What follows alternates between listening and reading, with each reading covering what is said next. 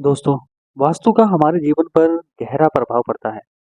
वास्तु में पॉजिटिव और negative energy को विशेष महत्व दिया जाता है। माना जाता है कि वास्तु ठीक न होने से व्यक्ति कंगाल तक हो जाता है। इसमें वास्तु के कुछ टिप्स काफी कारगर माने जाते हैं। अगर आपकी फाइनेंशियल सिचुएशन ठीक नहीं है और खर्च ज्यादा बढ़ रहे हैं, तो हो सकता है कि घर में नेगेटिव एनर्जी का प्रभाव अधिक हो।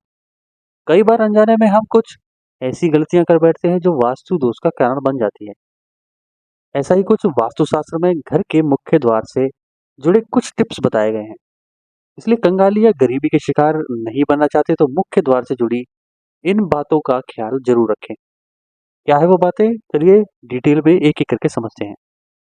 पहला, घर के मुख्य द्वार पर कभी भी जूते चप्पल नहीं रखने चाहिए।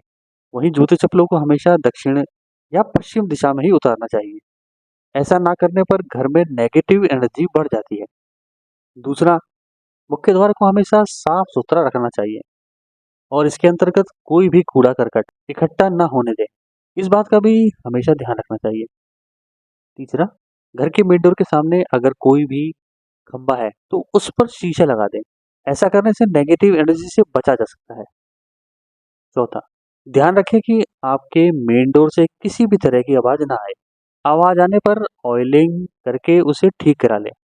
इससे भी नकारात्मक ऊर्जा आपके घर में प्रवेश कर सकती है। पांचवा, घर के मुख्य द्वार पर कभी भी अंधेरा नहीं होना चाहिए। इस बात का बेहद ध्यान रखें कि आपके घर के मुख्य दरवाजे पर अच्छी रोशनी आती रहे।